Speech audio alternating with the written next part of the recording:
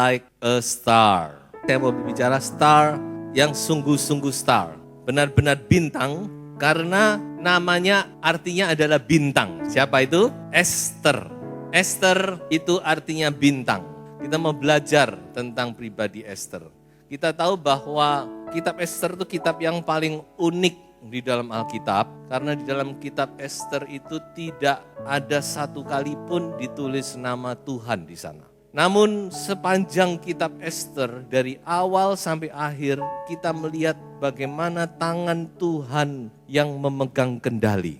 Kita melihat bagaimana kasih karunia Tuhan itu dicurahkan kepada umatnya dengan luar biasa. Namun Tuhan tidak bisa bekerja sendiri. Tuhan mau mencurahkan kasih karunia-Nya, tapi Tuhan juga mau kerjasama dari manusia. Dia mencari orang-orang yang bisa bekerja sama dengan dia. Dan dia menemukan itu pada pribadi seorang gadis yang bernama Esther. Kita mau melihat mengapa Esther dipakai oleh Tuhan dengan luar biasa. Mengapa Tuhan mempercayakan Esther hal-hal yang luar biasa. Sehingga dia benar-benar menjadi star, menjadi bintang. Dia bisa menyelamatkan keluarganya, bahkan dia bisa menyelamatkan bangsanya. Saya melihat ada 3 keistimewaan dari Esther yang bisa kita teladani. Yang pertama, Esther memiliki roh yang taat. Dan inilah yang menjadi inner beauty daripada Esther. Inilah yang membuat Esther terpilih menjadi permaisuri. Esther bukan hanya cantik secara luar, cantikan Esther itu juga satu keistimewaan, tapi cantik secara luar itu tidak menjamin Esther terpilih menjadi permaisuri. Karena waktu itu ribuan wanita cantik dikumpulkan, dan dari ribuan itu dipilih cuma 1 orang untuk menjadi permaisuri. Jadi kita melihat di sini ketaatannya itu adalah satu keistimewaannya, inner beauty daripada Esther itu adalah rohnya yang taat. Coba kita baca 1 ayat saja ya. Di dalam Esther pasal 2 ayat yang ke-15. Ketika Esther anak Abihail, yakni saudara ayah Mordekai yang mengangkat Esther sebagai anak, mendapat giliran untuk masuk menghadap raja, maka ia tidak menghendaki sesuatu apapun selain daripada yang dianjurkan oleh Hegai, sida-sida raja, penjaga para perempuan. Maka Esther dapat menimbulkan kasih sayang pada semua orang yang melihat dia. Orang yang merawat Esther, dia mengasihi Esther. Raja juga mengasihi Esther. Ada apa gerangan roh yang taat ini, saudara? Kita sudah lihat, dia disuruh apa, dia kerjakan. Dia mendapat anjuran apa, dia lakukan, saudara. Nah, inilah yang harus kita miliki sebagai orang percaya. Kalau kita ingin dipakai oleh Tuhan, roh ketaatan itu. Roh yang taat, saudara-saudara, adalah identik dengan roh yang lemah lembut. Roh yang taat itu identik dengan roh yang mudah diatur. Roh yang taat itu identik dengan roh rendah hati. Jadi orang yang taat itu hatinya lemah lembut, bisa dibentuk, rendah hati, bisa diatur. Sebaliknya, lawan daripada roh yang taat itu adalah roh pemberontak. Roh yang suka melawan, roh yang keras kepala, roh yang sombong, dan itu semua menjadi kebencian dari Tuhan. Bagaimana roh kita ini? Kita harus punya roh yang taat. Saudara kalau merasa diri kurang, saudara minta kepada Roh Kudus. Roh Kudus lembutkan hatiku. Saudara buka hati kepada firman. Karena roh taat ini satu harta yang tersembunyi yang luar biasa. Dan saya lihat bahwa roh itu menurun.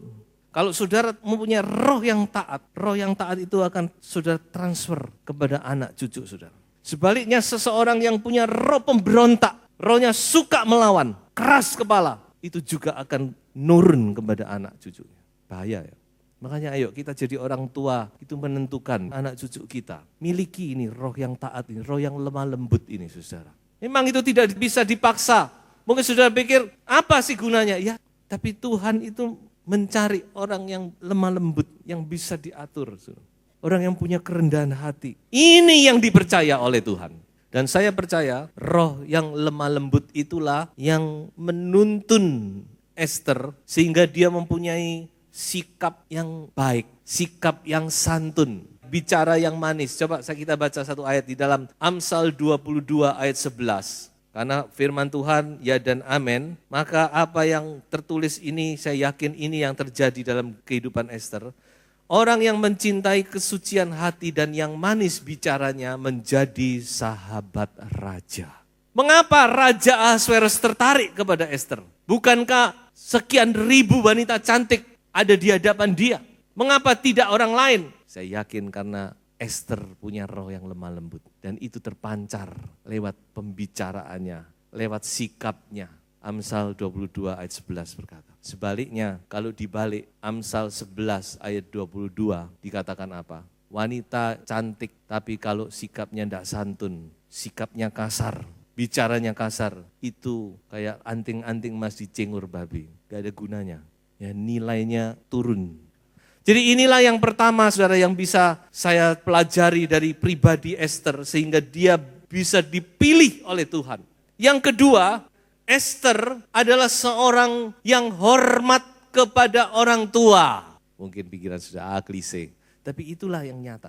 Ester ini seorang pribadi yang menaruh hormat kepada orang tua. Dan sudah harus tahu bahwa Ester ini sebenarnya anak yatim piatu. Mungkin orang tuanya mati waktu penawanan bangsa Asyur, penyerangan bangsa Babil dan sebagainya, kita tidak tahu. Alkitab tidak mencatat. Tapi karena dia yatim piatu, dia dipelihara oleh saudara sepupunya sendiri. Tapi mungkin jarak umurnya cukup jauh, yang bernama Mordekai. Mordekai lah yang membesarkan Ester.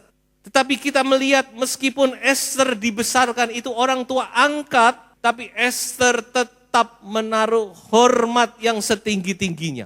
Bagaimana kita tahu? Saudara bisa baca Ester pasal 4. Di Ester pasal 4 itu diceritakan bahwa satu kali mereka menghadapi krisis yang luar biasa. Dan sebenarnya Ester dia ragu-ragu. Dia juga berpikir akan keselamatan dirinya. Dia sepertinya dia tidak mau untuk menolong. Tapi Mordekai dia menegur Ester dengan keras. Walaupun waktu itu Ester sudah jadi ratu. Mordekai masih bukan apa-apa, saudara. Tapi Mordekai tegur Ester. Dia katakan, kamu jangan pikir kamu bisa selamat meskipun kamu jadi ratu. Ingat bahwa mungkin untuk saat ini kamu dipilih oleh Tuhan jadi ratu. Diingatkan oleh Mordekai. Bagaimana kalau Anda ditegur oleh orang tua Anda? Firman Tuhan berkata, hormat kepada orang tua itu pangkal kebahagiaan. Kalau saudara mau bahagia di muka bumi, saudara mau hidup bahagia, mau hidup diberkati Tuhan, jangan melawan orang tua Anda. Walaupun mungkin dia sudah tua, justru orang tua itu kalau sudah tua harus dihormati dan saudara harus berusaha untuk bagaimana menyenangkan hatinya. Jadi kita bisa belajar dari pribadi Ester ini. Meskipun dia seorang yang sudah diangkat tinggi dan yang dihadapi itu pun bukan orang tua kandung, itu orang tua angkat, tapi dia tetap menghormati orang tuanya.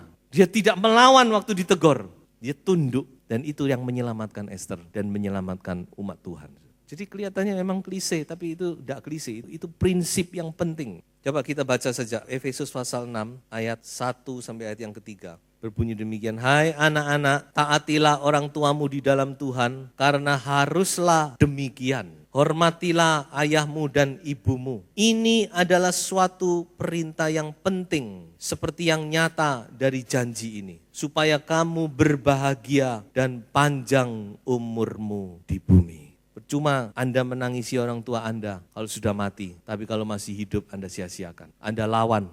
Jadi saya mengajak jangan sampai ini terjadi.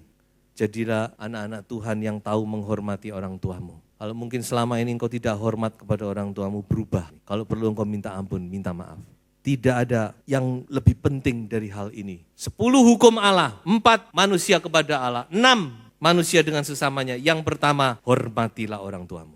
Termasuk juga mertua ya. Mungkin sudah pikir orang tua saya sudah meninggal. Mertua itu sama. Kita lihat Ester, orang tua angkat dia hormati. Di dalam Alkitab ada satu contoh yang kurang baik, yaitu Raja Yoas. Saudara bisa baca itu di dalam 2 Tawarikh pasal 24. Raja Yoas ini waktu kecil dia diselamatkan oleh seorang imam namanya Imam Yoyada. Dia diungsikan karena neneknya kejamnya luar biasa. Karena ingin jadi ratu, dia membunuh semua cucu-cucunya. Untung Yoas ini diselamatkan. Dia dipelihara sampai dia usia mulai menanjak besar. Kemudian oleh Imam Yoyada dengan dia mempertaruhkan nyawanya, Yoas ini bisa diangkat, didudukkan kembali menjadi raja.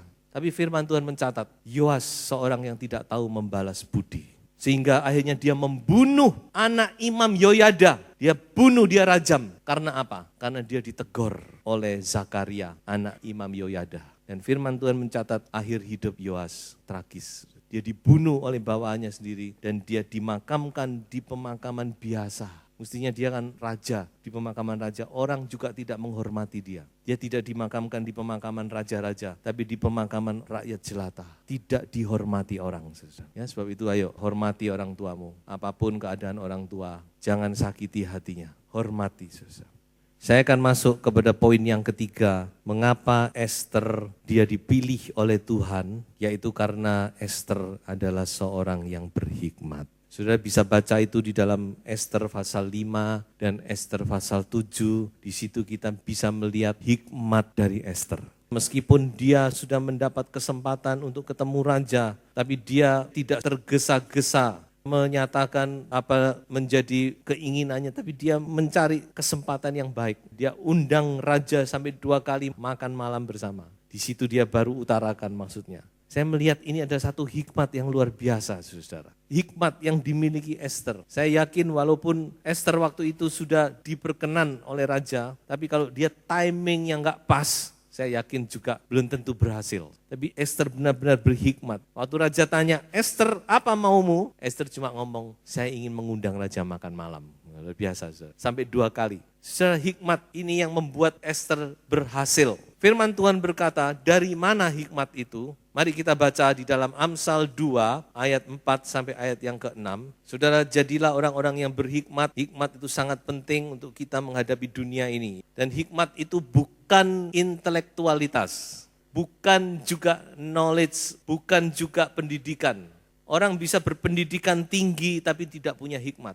Tapi orang bisa mungkin pendidikan rendah, tapi dia penuh dengan hikmat Allah. Nanti kita akan lihat hikmat Allah itu apa. Tapi terlebih dahulu kita lihat dulu di dalam Amsal pasal 2 ayat yang ketiga saja. Ya, jikalau engkau berseru kepada pengertian dan menunjukkan suaramu kepada kepandaian, jikalau engkau mencarinya seperti mencari perak dan mengejarnya seperti mengejar harta terpendam, maka engkau akan memperoleh pengertian tentang takut akan Tuhan dan mendapat pengenalan akan Allah. Ayat 6, karena Tuhanlah yang memberikan hikmat, dari mulutnya datang pengetahuan dan kepandaian. Perhatikan bahwa hikmat itu berasal dari Tuhan. Dan itu diberikan kepada mereka yang sungguh-sungguh mencari. Walaupun berasal dari Tuhan, Tuhan tidak sembarang beri. Kalau saudara merasa tidak butuh, saudara acuh tak acuh, Tuhan juga tidak akan beri. Jangan harap Anda menjadi orang berhikmat. Tapi kalau kita sungguh-sungguh mencari, dikatakan, seperti kita mencari harta terpendam. Ya, kita tahu mencari harta, kita tahu cara mencari uang. Pagi, siang, sore, malam mungkin kita mau bekerja untuk mendapat uang. Tapi bagaimana dengan hikmat? Firman Tuhan berkata, kalau engkau mencarinya seperti engkau mencari harta yang terpendam, maka engkau akan mendapat. Jadi rupanya Esther ini punya kerohanian yang baik, saudara. Dia bisa mempunyai hikmat ilahi. Pada saatnya yang diperlukan, hikmat itu yang memimpin dia. Lalu apa hikmat yang dari Tuhan itu? Ini bukan hikmat dunia ya, tapi hikmat ilahi. Hikmat yang dari Tuhan itu sudah bisa baca di dalam Yakobus pasal 3. Inilah beberapa kriteria atau ciri-ciri hikmat yang dari atas. Murni, pendamai, peramah, penurut, penuh belas kasihan, tidak memihak, tidak munafik dan sebagainya dan sebagainya. Alkitab penuh dengan hal-hal ini, saudara. Milikilah hikmat ini. Ini bukan hikmat dunia, tapi hikmat yang dari Allah sendiri. Yang diberikan kepada barang siapa yang sungguh-sungguh merindukan dan mencari.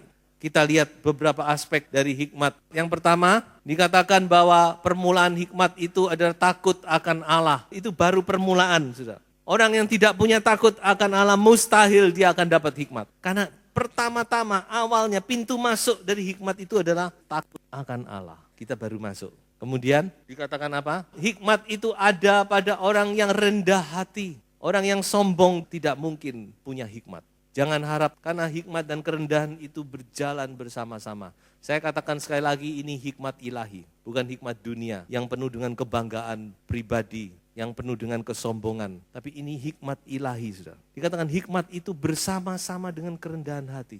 Kerendahan hati inilah yang membuat seorang berhikmat. Dia tahu bagaimana caranya menghadapi ini, bagaimana cara menghadapi itu. Bagaimana menghadapi orang ini, bagaimana menghadapi orang itu. Next, Dikatakan hikmat itu bagi mereka yang mendengar nasihat. Orang yang mendengar nasihat, dia memiliki hikmat. Dan terakhir, orang yang memiliki hikmat punya masa depan. Anda mau punya masa depan, Anda harus memiliki hikmat itu. Sebab itu saudara-saudara, inilah 3 sifat, 3 pembawaan Ester yang membuat dia menjadi bintang. Pertama, dia mempunyai roh yang taat, mempunyai inner beauty. Kedua, dia seorang yang hormat kepada orang tua, menghormati, menghargai. Dan yang ketiga, Ester ini seorang wanita yang berhikmat. Dan hikmat itu dari Tuhan. Sehingga dikatakan Ester, dia mampu untuk menyelamatkan bangsanya. Dan dia benar-benar menjadi bintang, bintang yang bersinar di tengah-tengah kegelapan. Tuhan juga ingin kita semua menjadi bintang. Filipi berkata, jadilah seperti bintang di tengah-tengah angkatan, di tengah-tengah generasi yang bengkok ini. Ingat, orang Majus karena melihat bintang, dia sampai kepada Kristus. Kalau saudara menjadi bintang di tengah-tengah kegelapan, saudara akan membawa banyak orang untuk mengenal Kristus. Tuhan Yesus memberkati.